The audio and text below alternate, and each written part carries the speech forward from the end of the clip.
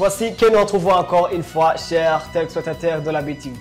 Pour ce 19e jour du mois de juin de l'année en cours, c'est comme toujours un réel plaisir pour moi. Alors bonsoir ou bonjour dépendamment de la localité actuelle de chacun d'entre vous.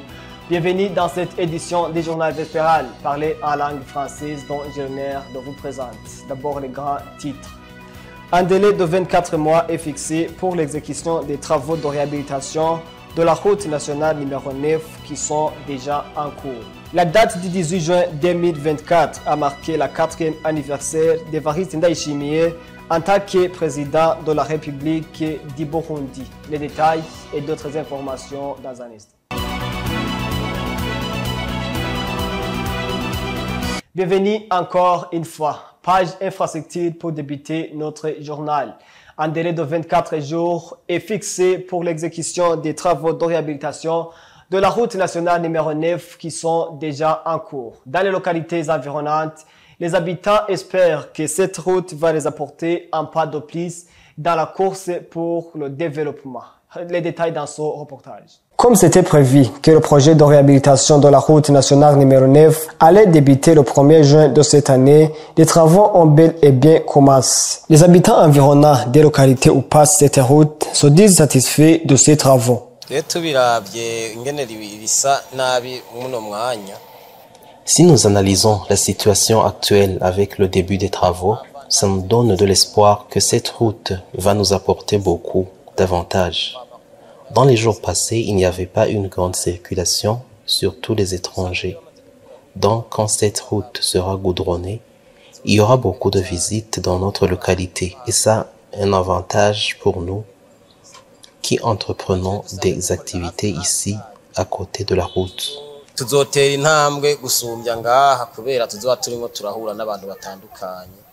Avant, surtout pendant la période pluvieuse, il était difficile d'avoir un bus qui venait à Mutakura à cause des eaux qui stagnaient dans la route. Donc, tous les bus déviaient vers Kamenge, mais actuellement la situation va changer. Et notre avantage est qu'avec ces travaux, certaines personnes de notre localité vont avoir de l'emploi. C'est ainsi que la praticabilité de cette route va vraiment nous apporter le développement.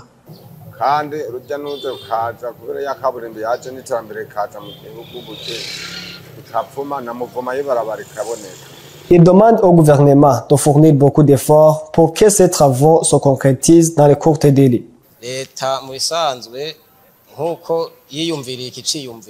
Comme l'État a eu cette noble idée de réhabiliter cette route, nous l'encourageons à fournir beaucoup d'efforts pour achever ces travaux dans les délais prévus en collaboration avec ses partenaires.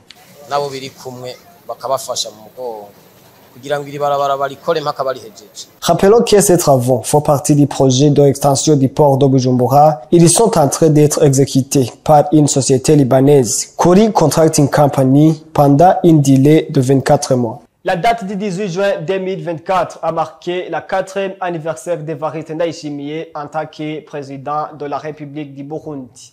Durant ces 4 années au pouvoir, beaucoup de bonnes œuvres ont été réalisées, mais d'après Faustin Ndikuman, président de Parsem, il y a ce qui n'a pas bien marché. Gilles Vernet Nakiman. Au pouvoir depuis 2020, à la suite des élections présidentielles, le président de la République, Evariste Ndayishimiye, célèbre 4 ans de règne à la tête de son pays. 4 années au cours desquelles il y a eu beaucoup de réalisations, mais aussi des défis ne manquent pas, comme l'indique Faustin Ndikuman, président de l'organisation Parole et Action pour le réveil des consciences et l'évolution des mentalités, Parsem en sigle, et propose aussi quelques recommandations. La corruption qui gangrène tous les secteurs de l'État et qui érode complètement le leadership politique qui a perdu complètement le sens de l'État. La participation citoyenne est reléguée au second. Donc la redevabilité n'est pas d'actualité au Burundi. Il y a aussi le problème de cohésion nationale qui est toujours envenimé par les crises, les pertes du passé, ça la crise de 2015, qui continue à dichotomiser la société burundaise. Il faut d'abord que le gouvernement ait le courage d'exprimer la veille de la situation. Et puis prendre la vision 2040-2060 comme une aubaine de réformer le pays, d'orienter le pays sur une voie nouvelle, d'inaugurer une dynamique de réveil de conscience pour faire évoluer les mentalités des gens. Certains comportements anachroniques, certaines tares qui sont observées ici et là dans l'administration. Il faut vraiment une campagne, donc des campagnes au niveau national pour quand même inaugurer cette ère nouvelle. Et heureusement, mais ces documents comme la vision 2040, 2060 a des piliers pertinents. L'engagement de l'État, le pilier fondamental de la vision 2040-2060. Il parle de la gouvernance, du leadership, de la redevabilité pour renforcer la participation citoyenne. Le PND qui a été adapté à la vision, il a un pilier très important, la gouvernance, la paix et réconciliation, et la coopération internationale. Cette gouvernance, c'est ça la lutte contre la corruption, la paix et la réconciliation. C'est toutes les stratégies qui doivent être prises pour vider ce contentieux du passé qui continue à peser lourdement sur le présent et hypothéquer l'avenir. Vous saurez qu'il est prévu dans la province de Mwaro la croisade pour la commémoration de ces 4 États, le chef d'État. 5 grammes de sel de cuisine par jour, voilà la quantité maximale tolérable à consommer pour rester en bonne santé. Explication de Dr Frank Nziza, médecin de la santé publique, à retrouver dans son reportage signé par notre confrère Patrick Atangiman. Le sel est indispensable pour la santé du fait qu'il aide à maintenir l'équilibre hydrique du corps en tenant l'eau dans les cellules. Malheureusement, une fois consommé par excès, le sel devient dangereux pour l'organisme humain, comme l'affirme Dr Frank Nziza, médecin de la santé publique. Le sel devient néfaste pour la santé lorsque on en fait une consommation excessive. Ça peut avoir d'autres conséquences, notamment l'hypertension artérielle qui devient le point de départ de toute une série de maladies cardiovasculaires, mais également on peut avoir des problèmes des os, une maladie qu'on appelle l'ostéoporose en fait, parce que la consommation excessive de sel va entraîner en fait le perte de calcium, ce qui va fragiliser nos os, donc causer cette maladie appelée ostéoporose. Dr Frank Nziza explique ce qu'il faut faire pour prévenir les conséquences liées à la consommation exagérée du sel. La première chose à faire, en fait, c'est d'éviter de consommer excessivement le sel. Il faut en fait quantifier le sel qu'on met dans nos aliments, mais aussi faire attention en fait aux aliments qui sont, on va dire, des aliments industriels ou des aliments transformés, parce que nous avons en fait du sel qui est déjà dans les aliments. Là je vous citerai notamment les aliments conditionnés dans des boîtes de conserve.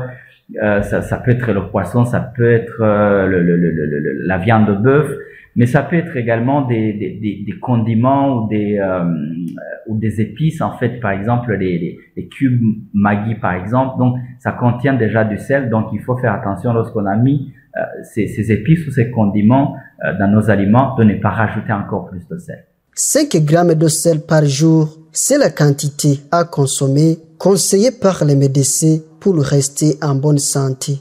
L'avant-dernière actualité de notre journal. Dans les différents services de l'État, le fonctionnaire ne fonctionne plus normalement à cause du manque de moyens de déplacement vers les lieux de travail. Et les conséquences néfastes sont multiples, tant pour le pays que pour ses travailleurs. Reportage signé Ange Negrita Ilakouz. Les inconvénients dus à la pénurie du carburant ne se manifestent pas seulement à la hausse des prix des différents produits de première nécessité, mais aussi au mauvais fonctionnement des services dans plusieurs secteurs où on remarque des retards ou absences chez les employés à cause des difficultés de moyens de déplacement. Cela est dit par Mélance Hakizimana, vice-président de la Confédération des syndicats du Burundi, Kosibu en sigle. La pénurie du carburant engendre des conséquences néfastes pour les travailleurs. Premièrement, ça entraîne la hausse du ticket de transport. Ils arrivent au service avec retard. Bien sûr, ils ne rentrent pas aussi à temps. Donc, ils prestent des heures insuffisantes par rapport aux heures qu'ils devraient travailler. Donc, ça veut dire quoi? Pour l'État, il y a diminution de rentabilité. Avec la diminution de rentabilité au niveau de l'entreprise, au niveau des services, où presque ces travailleurs, il y a aussi diminution de l'économie nationale. Vous allez trouver aussi une diminution de la production. Il y a une diminution de la production parce que quand on n'a pas presté assez de temps, quand on reste une durée inférieure au temps normal qui était prévu, vous allez comprendre qu'il y aura une diminution de la production. Deuxièmement, il va y avoir un problème de pouvoir d'achat. Lorsque le ticket monte, ça veut dire que le revenu du travailleur est menacé. Il y a diminution du revenu du travailleur. Tout le revenu va partir au niveau du ticket et pour assurer le transport. Donc, il va y avoir des difficultés de gestion au niveau des ménages, au niveau de la famille, au niveau de la gestion de la famille en général. Avec la diminution du pouvoir d'achat, il y a des problèmes de s'alimenter parce que les denrées de première nécessité ne vont pas retrouver à cause du manque de carburant. Les frais de transport montent. Le commerçant qui transporte ces véhicules va faire monter les prix parce que le coût de transport a fait que le prix de revient monte aussi. Donc, la conséquence de le travailler, c'est la population. Patience Nzeimana, psychologue clinicien, affirme que des conséquences ne manquent pas chez l'employé qui se retrouve dans l'impossibilité de se rendre au lieu de travail. Des conséquences ne manquent pas au niveau familial. Prenons le cas où survient un cas d'urgence en état en service, alors que tu ne peux pas se déplacer. La personne peut même arriver au stade de dépression. Mieux vaudrait que chacun puisse s'habituer à cette situation, l'accepter telle qu'elle se présente.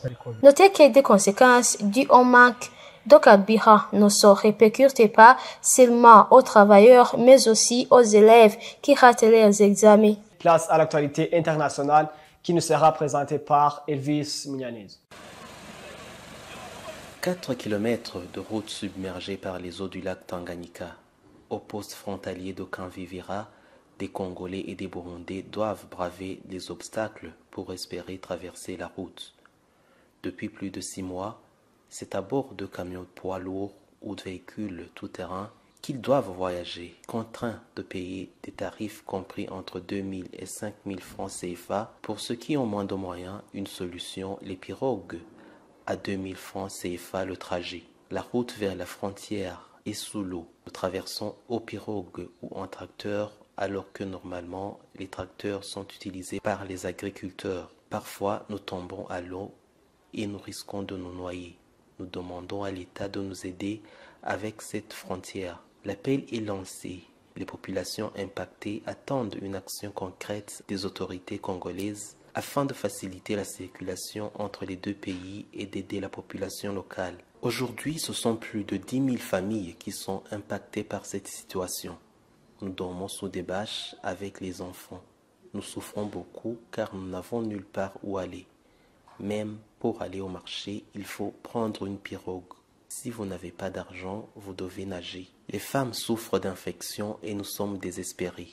Conscientes que la population est plongée dans une situation précaire, les autorités du Sud Kivu annoncent la construction d'infrastructures adaptées afin d'améliorer leur quotidien. Il y avait des culs qui étaient déjà construits en son temps, mais bon, l'eau envahissait à chaque fois et ça a bloqué la poursuite des travaux.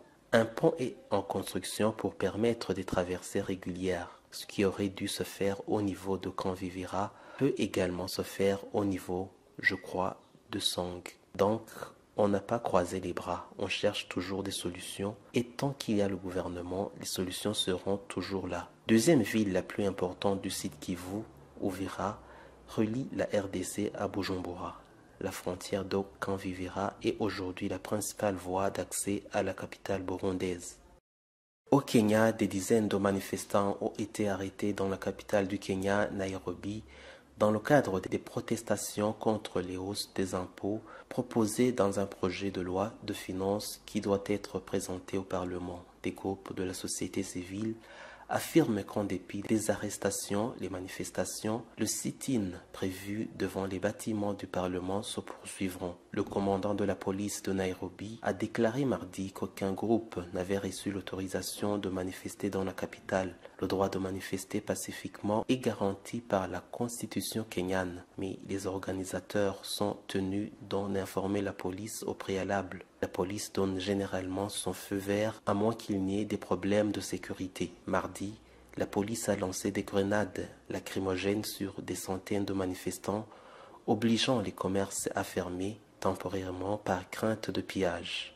Le président de la commission des finances a déclaré que la proposition d'introduire une TVA de 16% sur le pain avait été abandonnée. Parmi les autres taxes qui ont fait l'objet de débats et ont été modifiées, on peut citer la taxe annuelle de 2,5% sur les véhicules à moteur qui devrait être appliquée aux assurances. Le mois dernier, M. Ruto a défendu les taxes proposées en déclarant que le pays devrait être financièrement autonome. Le principe de base est qu'il faut vivre selon ses moyens, a-t-il déclaré. J'ai persuadé le peuple kenyan que nous devions commencer à augmenter nos revenus, a ajouté M. Ruto. Le chef de l'opposition Raila Odinga a exhorté les députés à examiner attentivement le projet de loi et à voter pour supprimer les dispositions qui pèseraient sur les pauvres. La loi de finances de l'année dernière a introduit une taxe d'habitation de 1,5% sur les revenus bruts des salariés malgré les craintes qu'elle n'alourdisse encore le fardeau des Kenyans qui luttent déjà contre un coût de la vie élevé. La loi a également doublé la TVA sur les produits pétroliers, la faisant passer de 8% à 16%. À vous tous qui avez consacré votre temps à suivre notre journal. C'est par ici qu'est parfaite cette édition. Merci de l'avoir suivi. Que Dieu vous bénisse.